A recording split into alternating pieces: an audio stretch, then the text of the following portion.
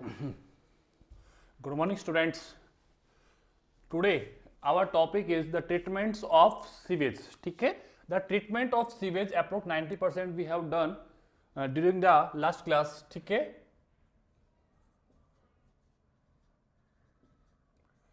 Sewage.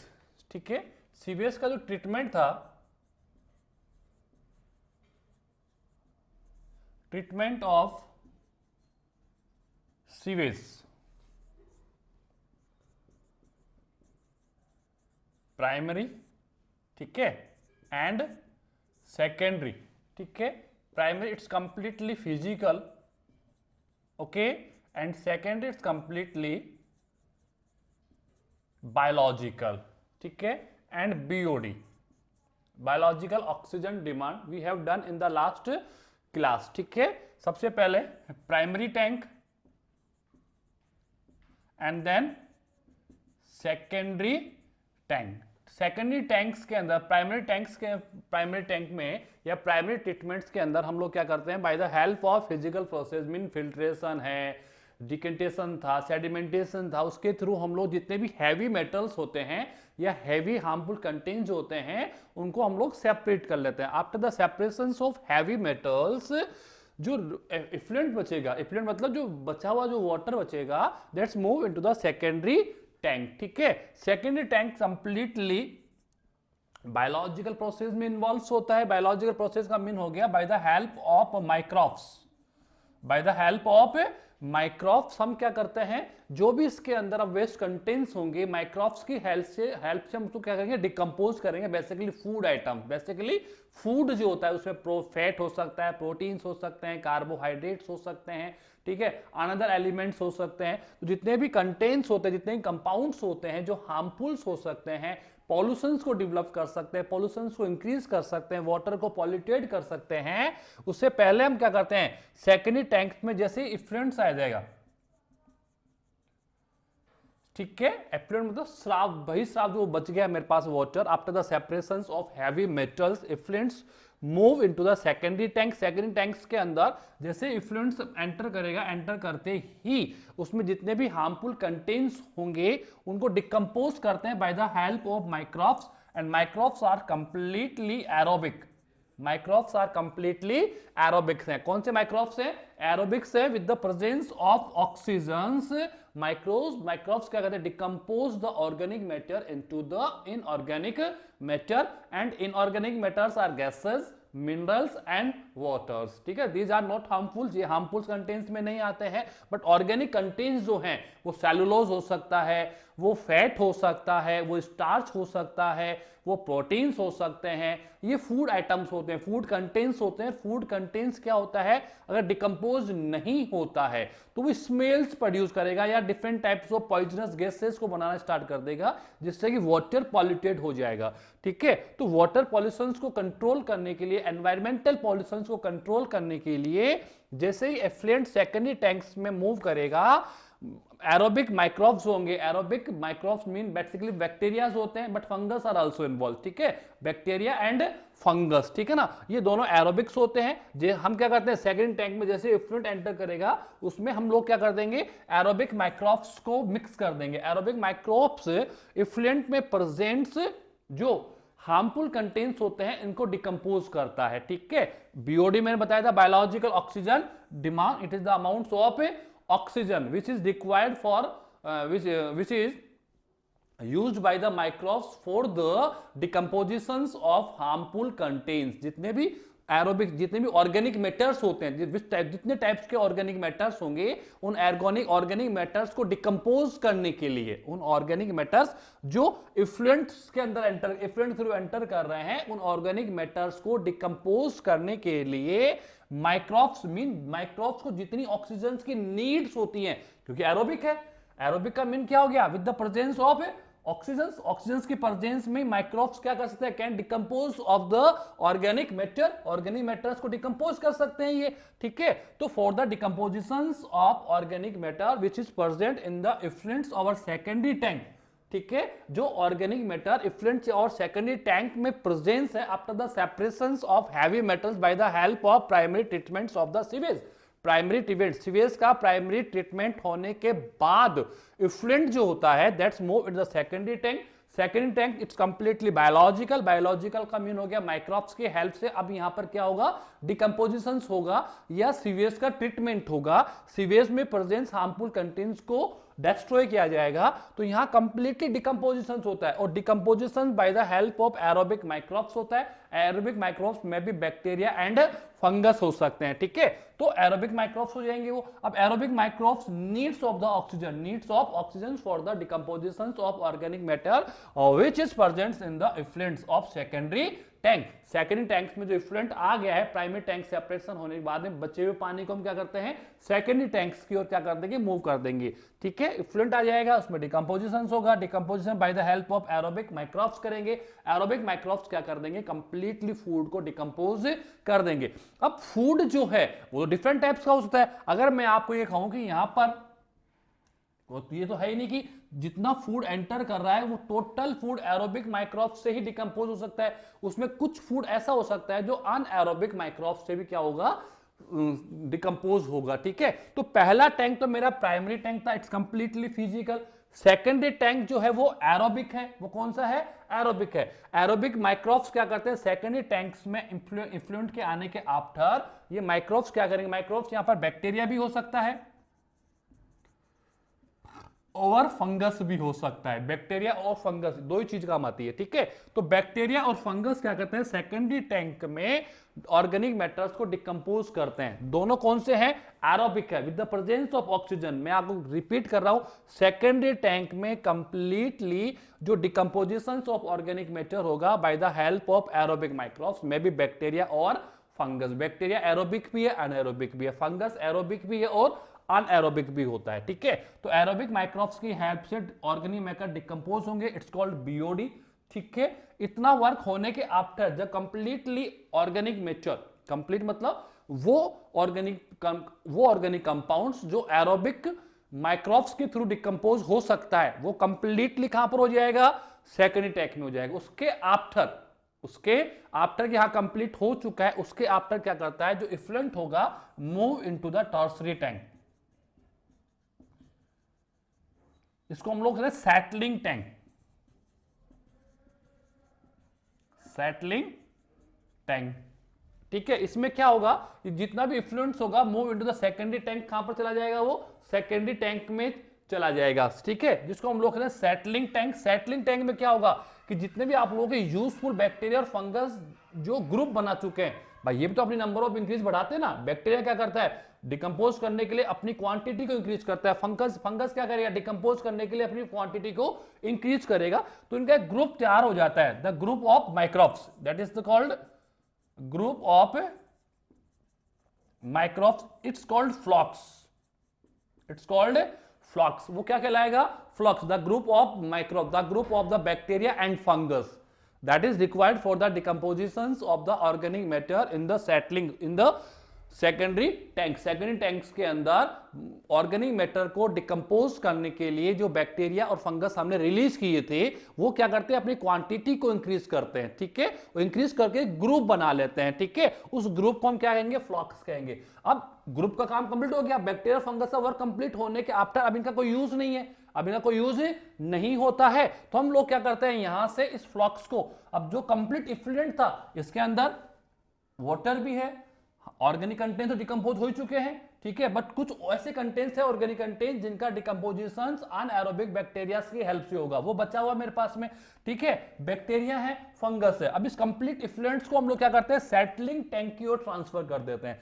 Settling tank में क्या होगा कि जो फ्लॉक्स बना है बैक्टीरिया और फंगस का, यहां तक मैं ऑलरेडी पढ़ा चुका हूं आप लोग, बैक्टीरिया और फंगस का जो ग्रुप बना हुआ, फ्लॉक्स बना हुआ है, वो क्या हो जाएगा, settle down on the bottom, settled down on the bottom, वो तो क्या हो जाएगा, बॉटम में सेटल्ड हो जाएगा। अब उसका कोई यूज तो है नहीं, बाकी को हम क्या करते हैं, तीसरे अनदर टैंक की ओर मूव कर देंगे, जिसके अंदर हम लोग क्या करेंगे, अनएरोबिक बैक्टीरिया को मिक्स कर देंगे। क्या कर देंगे, अनएरोबिक। जो काम मैंने सेकेंडरी टैंक में किया है अब मैं किस में करूंगा, टर्शियरी टैंक में करूंगा। और टर्शियरी टैंक में क्या करूंगा हम लोग, मैं क्या करूंगा भाई, इनका यूज तो रहा ही नहीं ना, इनको तो वापस हम लोग एरोबिक टैंक की ओर मूव कर देंगे। कहां मूव कर देंगे, जो फ्लॉक्स मैंने सेटल डाउन कर लिया है उसको मैं वापस लेके कहां पर डाल दूंगा, सेकेंडरी टैंक में डाल दूंगा। बचाओ जो इफ्लुएंट है जिसमें organic matter rest of organic जिनका डिकम्पोजिशन अनएरोबिक बैक्टीरिया से होगा उसको मैं क्या कर दूंगा, टर्शियरी टैंक की ओर मूव कर दूंगा, और वो अनएरोबिक बैक्टीरिया क्या कर देंगे, जितना भी ऑर्गेनिक मैटर बचा हुआ है उसको कंप्लीटली डिकम्पोज कर देंगे। क्या कर देंगे, कंप्लीटली उसको डिकम्पोज कर देंगे। डिकम्पोजिशन के दौरान वहां पर कुछ गैसेस बनती है, जैसे CO2 गैस बनेगा, मेथेन बनेगा, हाइड्रोजन बनेगा, हाइड्रोजन सल्फाइड बनेगा। और मेथेन आप जानते हो कि बेसिकली किस में यूज आता है, बर्निंग में यूज आता है। किस में यूज आता है, बर्निंग, जिसको हम लोग गोबर गैस कहते हैं, जिसको हम लोग क्या कहते हैं, गोबर गैस। तो ये जो पूरा प्रोसेस, जो टर्शियरी टैंक का जो प्रोसेस है वो हम लोग पढ़ेंगे बायोगैस में। किसमें पढ़ेंगे, बायोगैस में, जो हम लोग अभी स्टार्ट कर रहे हैं। ठीक है, तो आप ध्यान रखना कि सेकेंडरी टैंक क्या है। सेकेंडरी टैंक बनने के आप सेकेंडरी टैंक में कंप्लीटली बायोलॉजिकल प्रोसेस होता है, जिसमें क्या क्या होगा, उसके आफ्टर फ्लॉक्स बन जाएगा। फ्लॉक्स कहां पर आ जाएगा, सेटलिंग टैंक में। कहां पर आ जाएगा, सेटलिंग टैंक में। सेटलिंग टैंक में फ्लॉक्स तो कहां पर हो जाएगा, सेटल डाउन हो गया। उसके ऊपर कौन बच गया मेरे पास, इफ्लुएंट बच गया। इसको मैं कहां डाल दूंगा, टर्शियरी टैंक की ओर क्या कर दूंगा, उसको मैं ट्रांसफर कर दूंगा, जहां पर अनएरोबिक रिएक्शंस होगी। और अनएरोबिक रिएक्शंस कहां पर होती है, बायोगैस में होती है। कहां पर होती है, बायोगैस में होती है, जो हम लोग अभी स्टडीज करेंगे। क्या करेंगे, हम उसको स्टडीज करेंगे। Is that clear. तो ये आप लोगों का फ्लॉक्स जानेगा। फ्लॉक्स को हम लोग कहते हैं एक्टिवेटेड स्लज। क्या कहते हैं, एक्टिवेटेड स्लज, जो वापस एरोबिक सेकेंडरी टैंक के लिए हम लोग क्या करते हैं, उसको वापस यूज कर लेंगे, क्योंकि प्रोसेस तो कंटिन्यूअसली चलता रहेगा। मैं इतने बैक्टीरिया कहां से लाऊंगा, तो जो मैंने ग्रुप फ्लॉक्स बना लिया है बैक्टीरिया का, उसी फ्लॉक्स को मैं वहां से सेपरेट करके वापस सेकेंडरी टैंक में एरोबिक डिकम्पोजिशन के लिए यूज कर लूंगा मैं। Is that clear. तो ये हो गया फिजिकल और बायोलॉजिकल। तो टुडे ये तो मैं ऑलरेडी आपको डिस्कस करा चुका हूं। अब मैं जो आपको मैं टर्शियरी टैंक, जो अनएरोबिक रिएक्शंस हो रही है, जो बायोगैस बनाता है, वो हम लोग स्टडीज कर लेते हैं। ओके,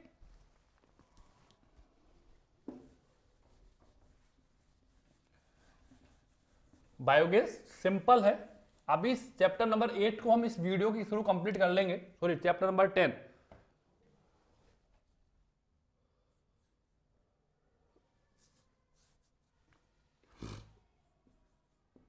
बायोगैस, ठीक है। बायोगैस में जो कंटेंट्स है वो है CH4 50 to 70% होता है। रिमेनिंग में CO2, हाइड्रोजन, हाइड्रोजन सल्फाइड। ठीक है, जो बर्निंग गैस है वो है मेथेन। बर्निंग गैस कौन सी होती है, मेथेन होती है। आपने गोबर गैस का नाम सुना होगा, जो बेसिकली डंग से बनाई जाती है। किससे बनाई जाती है, डंग से बनाई जाती है। ठीक है, तो बायोगैस का जो प्रोडक्शन होता है, ठीक है, और बेसिकली ध्यान रखना, बायोगैस बनती है सेलुलोज से। किससे बनती है, सेलुलोज, क्योंकि मेथेन जो बनता है वो किससे बनता है, सेलुलोज से बनता है। और सेलुलोज बेसिकली यूज करते हैं एनिमल्स। कौन यूज करते हैं, एनिमल्स यूज करते हैं। एनिमल्स को हम लोग क्या कहते हैं, फोडर देते हैं। क्या देते हैं हम लोग, फोडर, चारा जिसको हम लोग बोलते हैं। और हम लोग जाने सेलुलोज किस में होता है, प्लांट्स में होता है। प्लांट्स की सेल वॉल्स में सेलुलोज होता है। क्या होता है, सेलुलोज होता है, क्योंकि हम लोग जानते हैं हम सेलुलोज को डाइजेस्ट नहीं कर सकते। हमारा फूड का जो हम जो कार्बोहाइड्रेट यूज करते हैं वो स्टार्च फॉर्म यूज करते हैं। आपने सुना होगा आपकी बॉडी में अपेंडिक्स होता है। अपेंडिक्स में जो एंजाइम्स होते हैं वो बेसिकली किसके लिए होते हैं, for the digestion of cellulose. हम सेलुलोज को डाइजेस्ट करते नहीं है, तो एक वो वेस्टिजियल फॉर्म में आ गया। किस फॉर्म में आ गया, वेस्टिजियल बोल दिया, रेजिडुअल फॉर्म आप उसको बोल सकते हो। ठीक है, तो सेलुलोज क्या बनाता है, मेथेन बनाता है। क्या बनाता है, मेथेन बनता है। मेथेन जो बनता है वो बेसिकली किससे बनता है, द डाइजेशन ऑफ सेलुलोज से बनता है। किससे बनता है, सेलुलोज हमेशा मेथेन बनाएगा। तो मेथेन यानी कि बायोगैस का मेन कंटेंट मेथेन है।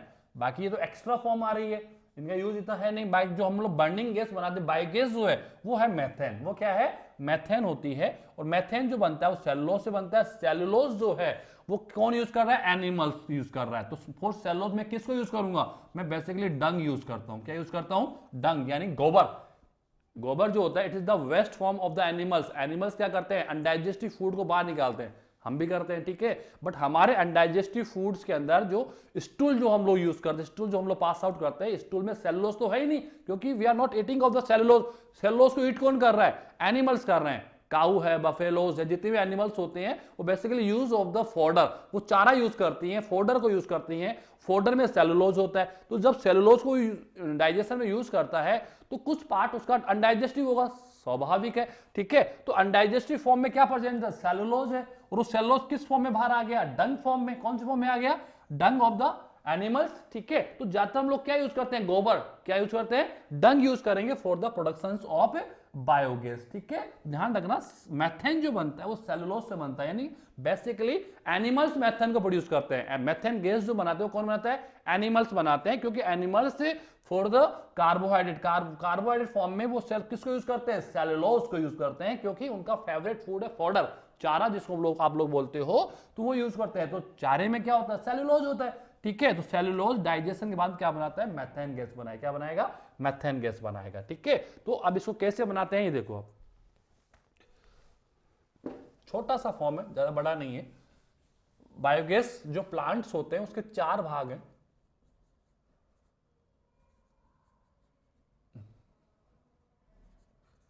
ठीक है, 4 पार्ट्स होते हैं।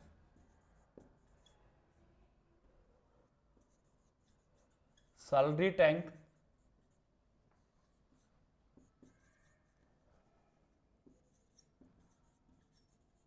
डिजास्टर,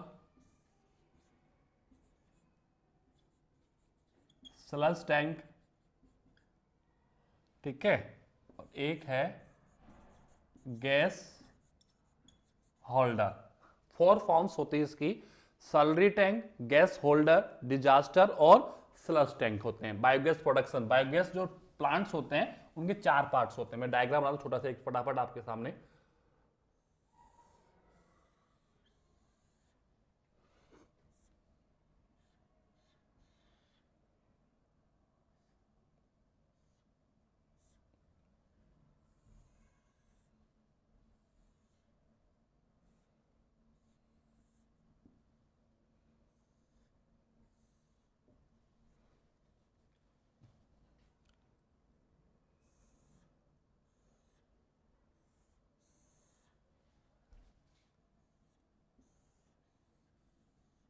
ये इस टाइप से होता है, ये डिजास्टर हो गया,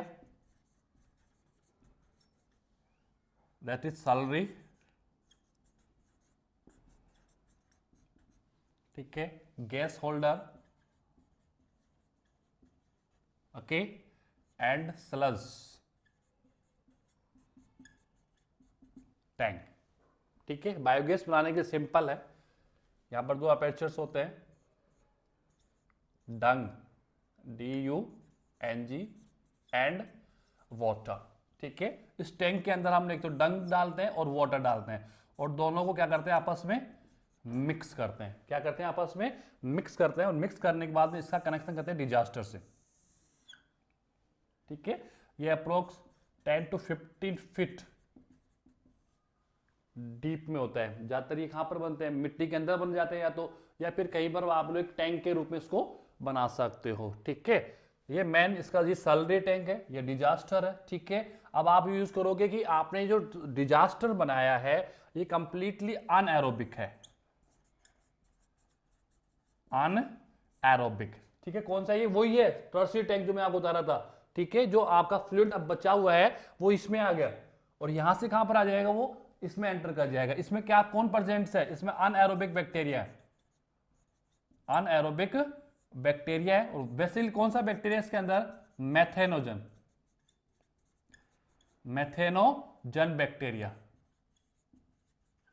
ठीक है। और मैथेनोबैक्टीरियम कह सकते हो आप इसको, मैथेनोबैक्टीरियम कह सकते हो। मैथेनोजन जो मैथेन को प्रोड्यूस करेगा, किसको प्रोड्यूस करेगा, मैथेन गैस को बनाता है, ठीक है। तो सबसे पहले हम लोग अगर अलग से हम काम कर रहे हैं कि मुझे बायोगैस का काम करना है, मुझे इफ्लुएंट यूज नहीं करना, अगर आपका इफ्लुएंट सीवेज के थ्रू आ रहा है तो इफ्लुएंट कहां पर अभी इसके अंदर भरा हुआ था, इससे कहां पर आ जाएगा, डिजास्टर में आ जाएगा। डिजास्टर में कौन प्रेजेंस है, अनएरोबिक रिएक्शंस होगी। यहां पर कौन सी एरोबिक तो हो गया ना, अब कौन सा होगा, अनएरोबिक रिएक्शंस होगा। अगर आप सेपरेटली इसको कर रहे हो तो हम लोग क्या करते हैं, एक टैंक बनाते हैं, टैंक के अंदर डंग डालते हैं, डंग को क्या करेंगे, वाटर के साथ उसको क्या कर लेंगे, मिक्स कर देंगे, बिल्कुल मिक्स करके फ्लूइड फॉर्म में बना देंगे, उसको जेल फॉर्म में तैयार करके उसको किस में मिक्स करके उसको किस में डाल देंगे, डिजास्टर में डाल देंगे।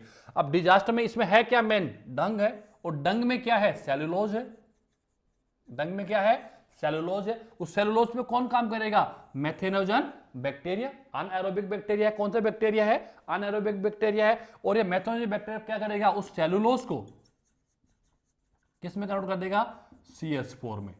इसके साथ कौन सी गैसें निकलेंगी, CO2 भी निकलता है, H2 भी निकलता है, हाइड्रोजन सल्फाइड भी निकलता है, ठीक है ना। ये जितने भी गैसें होंगी ये ऊपर फ्लाई करते हो कहां पर आएंगी, होल्डर में आ जाएंगी। कहां पर आ जाएंगी, होल्डर में। होल्डर नीचे होता है, होल्डर इसके अंदर ही होता है, लेकिन जैसे ही इसमें गैस भरेगी होल्डर कहां पर आ जाएगा, ऊपर आ जाएगा। कहां पर आ जाएगा, ऊपर। और गैस कहां पर आ जाएगी, ऊपर आ जाएगी। यहां पर एक नल लगा हुआ होता है, ट्यूब लगी हुई होती है, जिसके थ्रू हम उस गैस को क्या कर लेते हैं, स्टोर कर लेंगे। जितनी भी गैस आएगी इसकी में आ जाएगी, उसके अंदर ट्यूब के, और ट्यूब के थ्रू हम लोग उस गैस को क्या कर लेंगे, सिलेंडर्स के अंदर किसी भी स्टोरेज पार्ट में क्या कर लेंगे, उसको स्टोर कर लेंगे। जब कंप्लीटली डाइजेशन हो जाएगा तो बचा हुआ पार्ट जो मेरे पास बच गया, डंग तो है ना अभी भी उसमें अंदर, ओनली सेलुलोज डाइजेस्ट हुआ, डंग में और भी तो कंटेंट्स होंगे, अनदर एलिमेंट्स भी होगा, प्रोटीन्स भी हो सकता है, फैट भी हो सकता है, ठीक है। तो उसके बाद में जितना रिमेनिंग पार्ट होगा वो कहां पर आ जाएगा, स्लज टैंक में। कहां पर आ जाएगा, स्लज टैंक के अंदर ट्रांसफर कर दिया जाएगा, जिसको हम लोग फर्टाइल फॉर्म में, कौन सी फॉर्म में,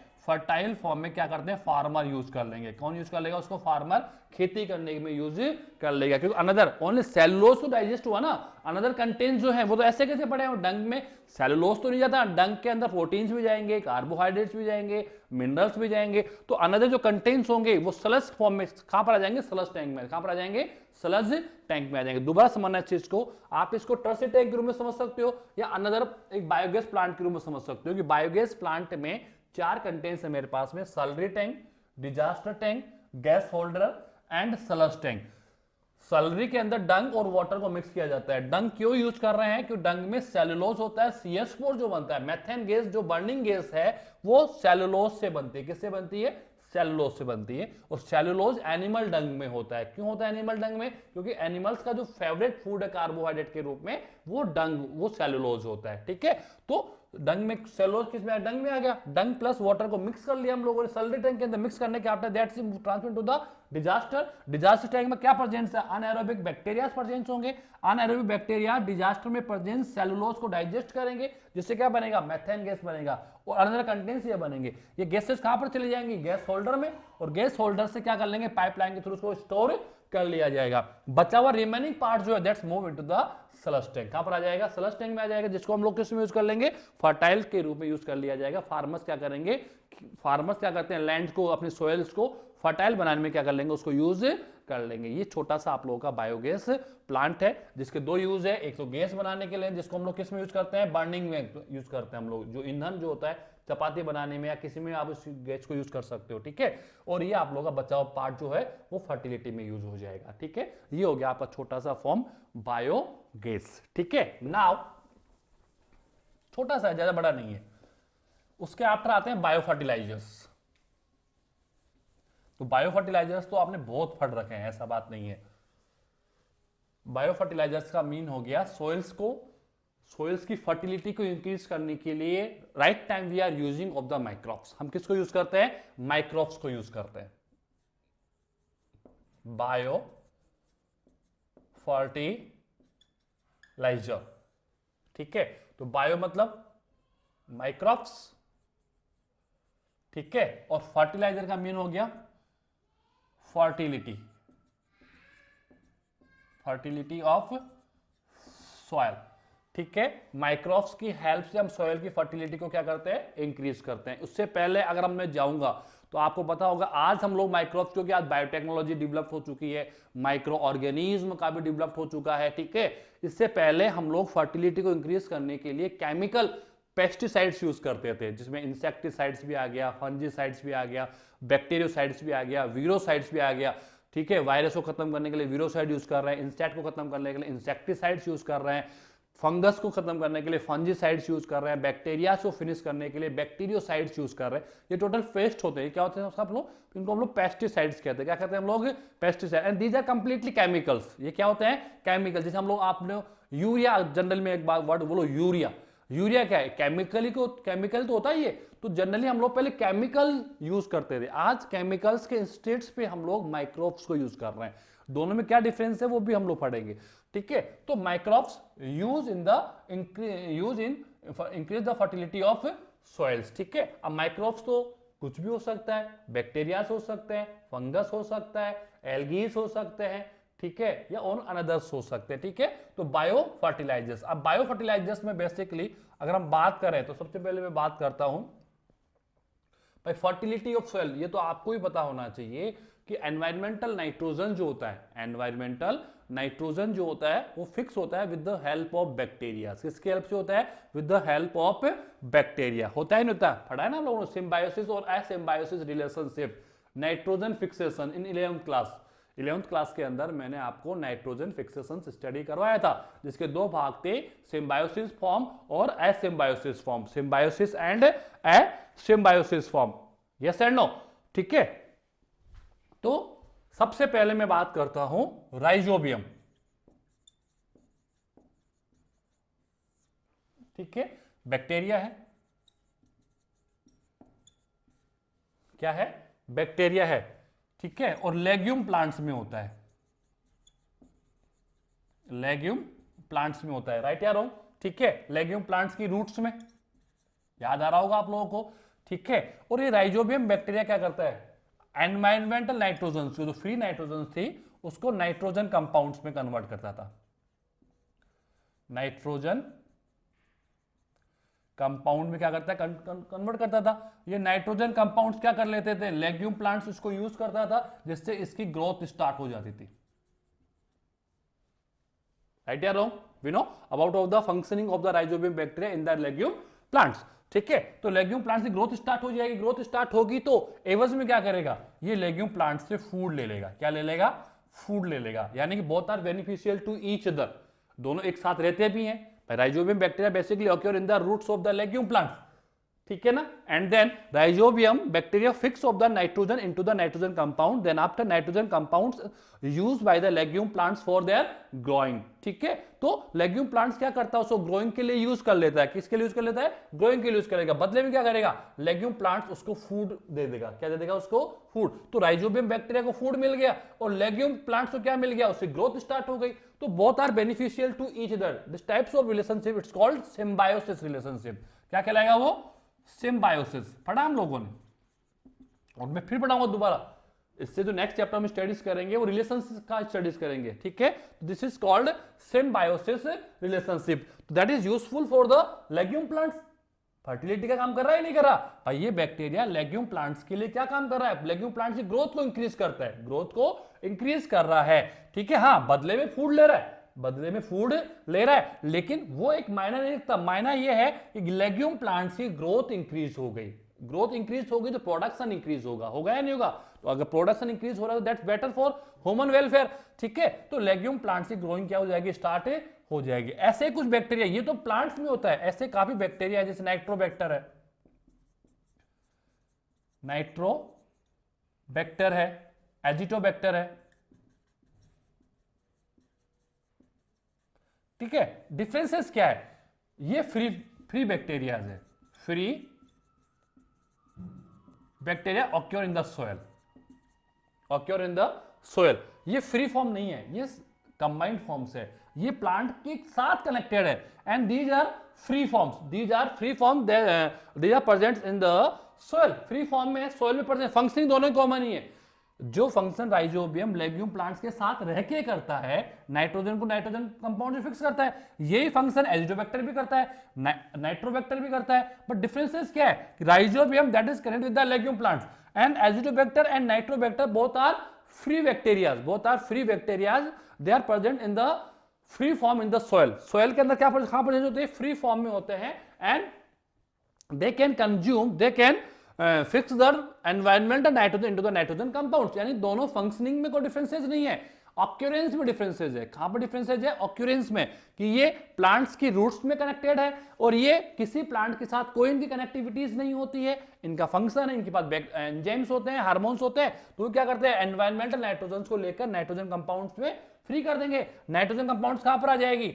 सोयल में आ जाएगी। उस सोयल के आसपास में कोई भी प्लांट होगा, कोई भी एक प्लांट हो सकता है, वो प्लांट क्या करता है? उन नाइट्रोजन कंपाउंड्स को सोयल से एब्जॉर्ब कर लेगा, जिससे उन प्लांट्स की क्या हो जाएगी? ग्रोइंग स्टार्ट हो जाएगी। हाँ, प्लांट्स को मिल रहा है, प्लांट्स को नाइट्रोजन कंपाउंड्स मिल रहे हैं इन दोनों की वजह से, लेकिन इन दोनों को उस प्लांट से कुछ नहीं मिलता, उस प्लांट से कुछ भी नहीं मिलता। यानी कि ओनली वन ऑर्गेनिज्म जो है वो बेनिफिटेड है, बट सेकेंड ऑर्गेनिज्म को, मतलब प्लांट्स को तो बेनिफिट हो गया भाई। इन दोनों ने क्या किया? नाइट्रोजन को रिसीव किया and then convert into the nitrogen compounds. Nitrogen compound release into the soil, nitrogen compound जो होगी बैक्टीरिया ने क्या कर दिया, उसको सोयल में रिलीज कर दिया, रिलीज करने के आफ्टर उस सोयल के अंदर भाई यहां पर नाइट्रोजन कंपाउंड्स बन गए। अब यहां पर प्लांट्स तो हो सकते हैं ना, तो ये प्लांट्स की रूट्स क्या कर लेंगे, इन नाइट्रोजन कंपाउंड्स को एब्जॉर्ब कर लेंगे, जिससे इन प्लांट्स में ग्रोइंग होना स्टार्ट हो जाएगा।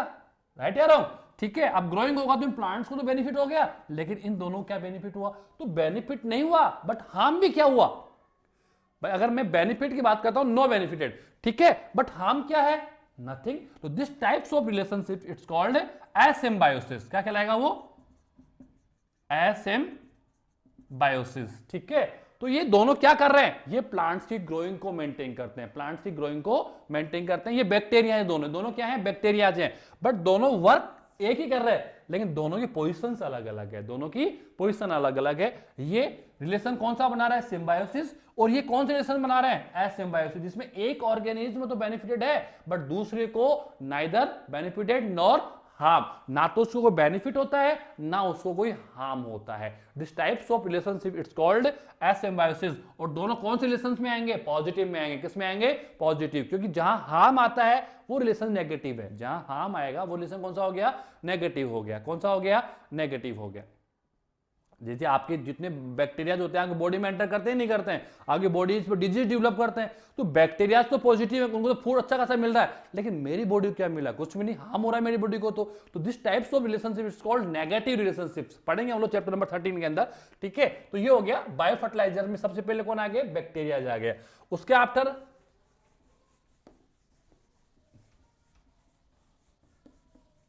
सिंपल है, इट्स नॉट डिफिकल्ट।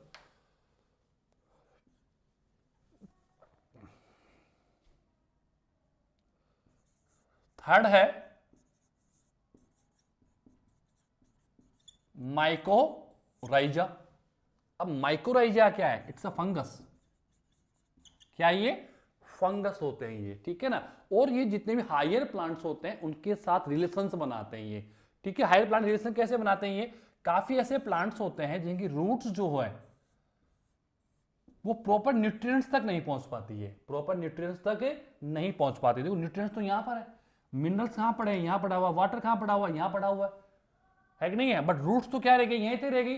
तो एक थ्रेड लाइक स्ट्रक्चर बनता है, it's called mycorrhiza, it's called mycorrhiza. वो थ्रेड लाइक स्ट्रक्चर क्या होता है, उसका एक एंड तो यहां पर आ जाता है और एक end that is connect with the roots, यानी एक एंड तो कहां चला गया, यहां पर आ गया, और एक एंड क्या हो गया, उस हायर प्लांट्स की रूट्स के साथ क्या हो जाता है, कनेक्ट हो जाता है। अब यहां से क्या कर लेगा, मिनरल्स को एब्जॉर्ब करेगा, एब्जॉर्ब करके उसको खाद दे देगा हायर प्लांट्स की रूट्स तक, रूट से क्या कर देगा, उसको फॉरवर्ड कर देगा, रूट को मिनरल्स मिल गए जिससे प्लांट्स की ग्रोइंग क्या हो जाएगी, स्टार्ट हो जाएगी। बदले में क्या लेगा, प्लांट से फूड ले लेगा, क्या ले लेगा, फूड ले लेगा। दिस इज ऑल्सो सिम्बायोटिक, ये भी क्या हो गया, टाइप से सिम्बायोटिक हो गया। कौन सा रिलेशन हो गया, ये भी सिम्बायोटिक टाइप्स ऑफ रिलेशंस हो गया। तो माइकोराइजा बेसिकली ये थ्रेड लाइक फंगस होते हैं, क्या होते हैं, धागेनुमा संरचनाओं के रूप में प्रेजेंस होते हैं, फंगस होता है। ये फंगस क्या करता है, अपना फूड सेल्फ नहीं बना सकता, अपना फूड सेल्फ नहीं बनाता, तो ये क्या करता है, जितने भी हायर प्लांट्स होते हैं, अच्छे वाले जो बड़े डेवलप्ड प्लांट्स होते हैं, उनकी रूट्स के साथ कनेक्टेड हो जाते हैं। ये क्या हो जाता है, उनके रूट्स के साथ कनेक्टेड हो जाएंगे, ठीक है, और उनका एक सिरा क्या हो जाएगा, रूट से कनेक्ट हो जाएगा, और दूसरा सिरा जो है वो मिनरल्स तक पहुंच जाता है। कहां तक पहुंच जाता है, मिनरल्स तक पहुंच जाएगा। तो उन मिनरल्स को एब्जॉर्ब करके that is forward in the roots, forward through of the roots, root की तरफ क्या करते हैं, उसको फॉरवर्ड कर देंगे। ठीक है, अब रूट्स को क्या मिल गया, मिनरल्स मिल गया, सो प्लांट्स की ग्रोइंग स्टार्ट हो जाएगी प्रॉपर वे में। बदले में क्या कर लेगा, ये माइकोराइजा क्या कर लेगा, इन प्लांट से फूड यूज कर लेगा। तो both are beneficial to each other, दोनों एक दूसरे के साथ क्या हो जाएंगे, बेनिफिशियल्स हो जाएंगे। ठीक है, ये हो गया आप लोगों का माइकोराइजा, जो basically that these are connected with the, they are connect with the higher plants. ठीक है, फोर्थ में आता है ब्लू ग्रीन एल्गी, BGA या साइनोबैक्टीरिया, बैक्टीरिया। ये भी वही काम करते हैं। ये क्या काम करते हैं, नाइट्रोजन को फिक्स करके उसको नाइट्रोजन कंपाउंड्स में कन्वर्ट कर देते हैं। किस में कन्वर्ट कर देते हैं, नाइट्रोजन कंपाउंड्स में कन्वर्ट कर देते हैं। तो आपको मैंने पढ़ाया बैक्टीरिया, आपको मैंने पढ़ाया माइकोराइजा, और आपको मैंने पढ़ाया ब्लू ग्रीन एल्गीज, जिसको हम लोग साइनोबैक्टीरियाज भी कहते हैं। बैक्टीरियाज की, एल्गीज की पहली class, it is the first class of the algae, it is the first class of the algae. जो साइनोफाइसी, आपने एल्गी पढ़ा हो तो एल्गी की पहली क्लास है साइनोफाइसी। साइनोफाइसी के अंदर कंप्लीटली प्रोकैरियोटिक बैक्टीरियाज है, प्रोकैरियोटिक एल्गीज होती हैं, जिनको हम लोग कहते हैं ब्लू ग्रीन एल्गी। साइनो का मतलब भी क्या होता है, ब्लू ग्रीन ही होता है। ठीक है। इनका फंक्शन क्या है, नाइट्रोजन को नाइट्रोजन कंपाउंड्स में क्या करते हैं, ये कन्वर्ट कर देते हैं। ये भी दो ही कंडीशन में होंगे, या तो सिम्बायोसिस में होंगे या एसिम्बायोसिस में होंगे। एग्जांपल्स अगर मैं बात करूं तो नोस्टॉक, एनाबिना, ठीक है, ऑसिलेटेरिया भी आप लिख सकते हो इसके अंदर, ऑसिलेटोरिया, ठीक है। ये सब के सब क्या है, ये नाइट्रोजन को, फ्री नाइट्रोजन को नाइट्रोजन कंपाउंड्स में कन्वर्ट करते हैं और नाइट्रोजन कंपाउंड्स को प्लांट यूज कर लेगा, ठीक है। रिलेशन वही दो प्रकार के होंगे, सिम्बायोसिस होगा या एसिम्बायोसिस होगा। What is the mean of symbiosis and use of asymbiosis, ठीक है। तो ये हो गया कि बायोफर्टिलाइजर। बायोफर्टिलाइजेशन फर्स्ट आपके पास में बैक्टीरिया, बैक्टीरिया में दो प्रकार के बताया आप लोगों को, कनेक्टेड फॉर्म और फ्री फॉर्म। कनेक्टेड फॉर्म में राइजोबियम आएगा, फ्री फॉर्म में एजिडोबैक्टर, नाइट्रोबैक्टर, क्लॉस्ट्रीडियम, काफी आएंगे, ठीक है। उसके आफ्टर मैंने माइक्रोराइजा बताया, माइक्रोराइजा क्या फंक्शंस करता है। उसके after blue green algae, just like a bacteria, जैसे बैक्टीरिया काम करते हैं ना, ऐसे ब्लू ग्रीन एल्गीज भी काम करते हैं। तो ये थ्री फॉर्म्स मैंने आपको बता दिया बायो फर्टिलाइजर्स का। किसका बता दिया, बायो फर्टिलाइजर्स का बता दिया।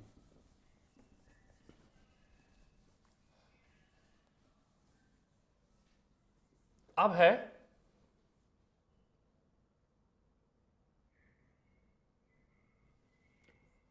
एक पॉइंट और होगा आई थिंक इसमें, bio control agent in farming. Bio control agents in farming, ठीक है। ये मैं आपको बाद में बताता हूं, और ये चीज चैप्टर नंबर 12 में, चैप्टर नंबर 12 है वो कंप्लीटली बायो कंट्रोल ही है। कंप्लीट क्या है, बायो कंट्रोल, यानी माइक्रोब्स की हेल्प से आज हम लोग खेती कर रहे हैं। जो हमारी एग्रीकल्चर, जो हमारा क्रॉप प्रोडक्शन होता है, जो हमारी फार्मिंग होती है, वो 90% आज किस पे टिकी हुई है, ऑर्गेनिक फार्मिंग पे टिकी हुई है। किस पे टिकी हुई है, ऑर्गेनिक फार्मिंग। ऑर्गेनिक फार्मिंग जिसके अंदर हम लोग माइक्रोब्स की हेल्प से, किसकी हेल्प से, माइक्रोब्स की हेल्प से हम हमारी फार्मिंग को कंप्लीट करते हैं। उसमें दो बेनिफिट्स होते हैं कि उसमें हार्म कुछ नहीं होगा, प्रोडक्शन तो होगा ही होगा, प्रोडक्शन के साथ साथ हार्म नहीं है। लेकिन इससे पहले जो हमारी फार्मिंग थी वो कंप्लीटली केमिकल बेस पे थी। कौन से बेस पे थी, केमिकल बेस्ड फार्मिंग होती थी पहले, ठीक है, जिसमें हम लोग बेसिकली पेस्टिसाइड यूज करते थे। क्या यूज करते थे, पेस्टिसाइड्स। पेस्टिसाइड में बताया ना, बैक्टीरिया को खत्म करने के लिए बैक्टीरियोसाइड्स, निमेटोड्स को खत्म करने के लिए निमेटोसाइड्स, वायरस को खत्म करने के लिए वीरोसाइड्स, ठीक है। ऐसे ही फंगस को खत्म करने के लिए फंजीसाइड्स। तो ये सब थे। अब किसी प्लांट से फंगस लग गया तो हम लोग मार्केट गए, मार्केट में फंजीसाइड्स खरीद के ले आए और फंगस को उसमें प्लांट्स को डाल दिया हम लोगों ने। लेकिन आप ये देखो, poison, it's a poison.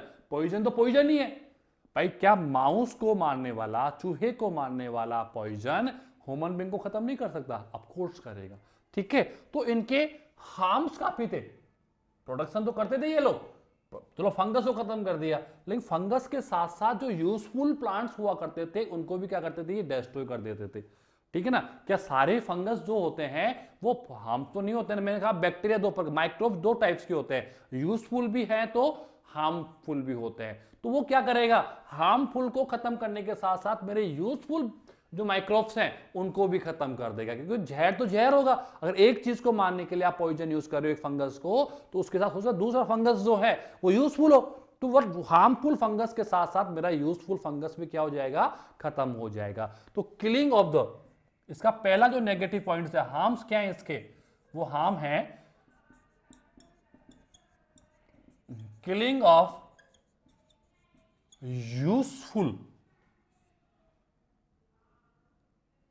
Plant बोल सकते हो आप लोग, यूजफुल प्लांट बोल सकते हो, यूजफुल जो थिंग्स होती है उसके साथ में उनको क्या करता है, उनको खत्म कर देता है ये भाई। किलिंग, आप केमिकल यूज कर रहे हो, कोई फंगीसाइड यूज कर रहे हो, तो फंजीसाइड क्या काम करेगा, फंगस के साथ साथ वहां पर जो भी अनदर यूजफुल बैक्टीरियाज होंगे, यूजफुल अनदर माइक्रोब्स होंगे, उनको भी क्या कर देगा, वो खत्म कर देगा। क्या कर देगा, उनको खत्म कर देगा, ठीक है। एक हार्मफुल ये हो गया, killing of the useful things, ठीक है। दूसरा है रेजिडुअल।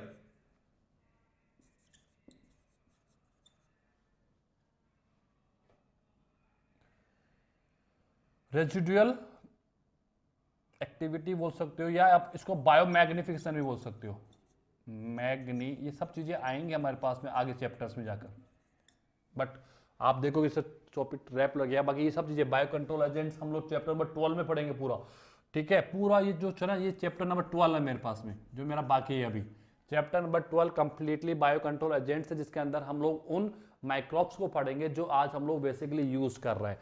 ठीक है, तो अभी तो मैंने आपको जनरल बता दिया है कि बायो कंट्रोल एजेंट से पहले केमिकल बेस्ड फार्मिंग हुआ करती थी। केमिकल बेस्ड फार्मिंग के हार्म्स क्या क्या हैं, कि एक तो क्या कहता है killing of the useful things. Useful things होती है भाई, किसी एक चीज को मारने के लिए हम लोग यूज कर रहे हैं, केमिकल यूज कर रहे हैं, लेकिन वो केमिकल क्या करेगा, उसके साथ जो यूजफुल थिंग्स होती है उनको भी क्या कर देता है, नष्ट कर देगा, डिस्ट्रॉय कर देगा। दूसरा है रेजिडुअल फॉर्म्स में होता है, ये केमिकल इतने ज्यादा स्ट्रॉन्ग्स होते हैं कि ये डिस्ट्रॉय नहीं होते हैं। ये क्या होते हैं, उन प्लांट्स में डिपॉजिट होना चाहिए। हम लोग यूरिया की बात करें, हम डीडीटी की बात करें, ये डीडीटी कभी खत्म नहीं होता, ये प्लांट्स के सिंक पार्ट में जाकर स्टोर हो जाएगा। अब आप बताओ वो सिंक पार्ट कौन यूज करेगा, प्लांट्स को तो हार्म करेगा ये, लेकिन उस वो sink part basically use by the heterotrophs, and we are heterotrophs, we are completely depend on the sink part of the plant। Sink part कौन से हैं, फूड स्टोरेज पार्ट, जहां पर फूड स्टोर होता है, वो रूट हो सकता है, स्टेम हो सकता है, लीव्स हो सकता है, फ्रूट्स हो सकता है, अनदर पार्ट हो सकता है। तो उस सिंक पार्ट में फूड के साथ साथ वो डीडीटी भी है, जो डीडीटी आप लोगों ने केमिकल फॉर्म में किसी को डिस्ट्रॉय करने के लिए यूज की थी, किसी फंगस को, बैक्टीरिया को, किसी माइक्रोब्स को खत्म करने के लिए यूज की थी, वो डीडीटी सोयल की हेल्प से कहां पर चलेगी, उस प्लांट में चलेगी, और प्लांट्स में जाकर क्या हो गई, store in the sink part of the plant, क्योंकि वो डिस्ट्रॉय नहीं होता, वो धीरे धीरे अपनी कंसंट्रेशन उस प्लांट्स में छोड़ना शुरू कर देगा। भाई उसने उस केमिकल को खत्म कर दिया, उस माइक्रोब्स को डिस्ट्रॉय कर दिया, लेकिन सेल्फ डिस्ट्रॉय नहीं हुआ। एक तो क्या होता है, कोई केमिकल होता है जिसको मैंने डाला और वो अपना काम करने के बाद वो सॉइल के अंदर क्या हो जाएगा, डिस्ट्रॉय हो जाएगा। लेकिन कुछ ऐसे केमिकल्स होते हैं, कुछ ऐसे पेस्टिसाइड्स हैं जो इतने स्ट्रांग होते हैं, वो आसानी से डिस्ट्रॉय नहीं होते हैं। तो वो डिस्ट्रॉय नहीं हो तो कहां पर जाएंगे, प्लांट्स उनको एब्जॉर्ब कर लेगा। प्लांट्स क्या कर लेगा, उनको एब्जॉर्ब कर लेगा और सिंक में डाल देगा। अब वो सिंक कौन यूज कर रहा है, एनिमल्स। आज जो प्रॉब्लम्स है, आज प्रॉब्लम्स क्या है, क्योंकि आज फार्मर्स क्या कर रहे हैं, केमिकल पेस्टिसाइड्स इतना ज्यादा यूज कर रहे हैं। आप फ्रूट्स देखो, आप वेजिटेबल्स देखो, आज उनमें टेस्ट खत्म हो गया। टेस्ट क्यों खत्म हो गया, क्योंकि मैच्योरेशन से बिफोर उनको क्या कर लेते हैं, उनको डिग्रेड करते हैं, तोड़ लेते हैं, और उनको इंजेक्शन की हेल्प से या केमिकल्स की हेल्प से क्या करते हैं, उनको मैच्योर्ड करेंगे। क्या करेंगे, उनको मैच्योर्ड करेंगे, उनकी राइफनिंग का काम करते हैं। वो ठीक पकना जिसको हम लोग कहते हैं, वो वर्क करते हैं। किससे हो रहा है, केमिकल से हो रहा है। तो वो केमिकल्स ईट कौन कर रहा है, मैं खा रहा हूं, मैं थोड़ी कर रहा हूं, टोटल एनिमल्स जो हैं वो सब लोग यूज कर रहे हैं। तो डिफरेंट टाइप्स ऑफ डिजीज जो हैं, डिफरेंट टाइप्स ऑफ प्रॉब्लम्स जो हैं, वो हमारी बॉडी में धीरे धीरे क्या नहीं हो रही, स्टार्ट हो रही है। बहुत सी प्रॉब्लम्स आ रही है। आज कैंसर कितना हो रहा है, क्यों हो रहा है, क्योंकि हम जो आप फूड यूज कर रहे हैं वो कंप्लीट मिलावटी यूज हो रहा है। ठीक है, तो रेजिडुअल फॉर्म में वो क्या हो जाएगा, उस बॉडी की रेजिडुअल का मतलब क्या हो गया, बायोमैग्निफिकेशन, उसकी कंसंट्रेशन उस प्लांट में स्टोर होने लग जाएगी, जिससे वो प्लांट से कहां चला जाएगा, एनिमल्स में चला जाएगा। यानी एक जनरेशन से दूसरी जनरेशन, दूसरी से थर्ड जनरेशन, थर्ड से फोर्थ जनरेशन, इस प्रकार से उसका मैग्निफिकेशन चलता रहेगा, ट्रांसफर चलता रहेगा। यानी कि कौन सी फॉर्म में आ जाएगा, वो रेजिडुअल फॉर्म में आ जाएगा। कौन सी फॉर्म में आ जाएगा, रेजिडुअल फॉर्म्स में आ जाएगा। तो ऐसे काफी इसके हार्मफुल थिंग्स हैं। मेन थिंग्स तो ये है कि एक यूजफुल थिंग्स तो जो भी उसके साथ यूजफुल थिंग्स प्रेजेंस होगी उसको क्या कर देगा, डिस्ट्रॉय कर देगा। दूसरा रेजिडुअल फॉर्म में होता है, कभी भी डिस्ट्रॉय नहीं होता है। स्पेशली डीडीटी, स्पेशली क्या है, डीडीटी। आज सोयल के अंदर इसकी कंसंट्रेशन देखते हैं, प्लांट्स में इसकी कंसंट्रेशन देखते हैं तो बहुत ज्यादा मिलती है। पहले इतनी नहीं मिलती थी, कि पहले फार्मर्स इसको यूज नहीं करते थे। पहले फार्मर्स बेसिकली यूरिया यूज होता था, ओनली यूरिया। आज यूरिया बहुत कम, और ऐसे ऐसे केमिकल्स मार्केट में अवेलेबल है जो फास्ट ग्रोइंग करते हैं। लेकिन फास्ट ग्रोइंग तो कर देंगे, फार्मर्स को तो बेनिफिट्स हो गया, लेकिन फार्मर्स ये नहीं देखता कि मेरा प्रोडक्शन तो बेटर है, लेकिन प्रोडक्शन के साथ साथ इसके अंदर कितना केमिकल चला गया है। और ये केमिकल खाएगा कौन, क्या वो फार्मर नहीं खाएगा? अगर वो खुद का नहीं खा रहा तो दूसरे खाएगा। दूसरा कौन, उसी का दोस्त है, वो भी क्या कर रहा है, केमिकल्स यूज कर रहा है। किसके लिए, फॉर प्रोडक्शन, कि मेरा प्रोडक्शन बहुत स्पीड से और बहुत हाई क्वांटिटीज में हो, तो वो क्या करते हैं, केमिकल्स यूज कर रहे हैं। तो वो केमिकल्स क्या कर रहे हैं, वो हमारी बॉडीज के लिए जितने टाइप्स ऑफ ऑर्गेनिज्म हैं उनके लिए क्या कर रहे हैं, वो हार्म डेवलप कर रहे हैं। ठीक है, तो ये सब चीजें केमिकल बेस्ड फार्मिंग थी, आज भी चल रही है, ऐसे नहीं खत्म हो गया, आज भी काफी कंडीशन चल रही है। लेकिन हम क्या कर रहे हैं, इस केमिकल बेस्ड फार्मिंग के स्थान पर बायो कंट्रोल फार्मिंग बना रहे हैं अब, जिससे कि हम केमिकल्स के स्टेट्स पे माइक्रोब्स का यूज करें। भाई बेनिफिट हो या नहीं हो, बट वो क्या हार्म कुछ नहीं होगा। जैसे हम लोग बोलते हैं ना होम्योपैथी लो, आयुर्वेदिक लो, एलोपैथी में न जो, कि एलोपैथी में स्टेरॉइड्स होते हैं, स्टेरॉइड्स क्या करेंगे आपके पेन को स्पीड से खत्म कर देंगे। जो भी आपका पेन होगा, दर्द होगा, जो आपकी प्रॉब्लम्स होगी उसको स्पीडली खत्म करेंगे क्योंकि उसमें स्टेरॉइड्स है। लेकिन वो उसको जड़ से खत्म नहीं करेंगे, रूट तक नहीं जाते उसकी।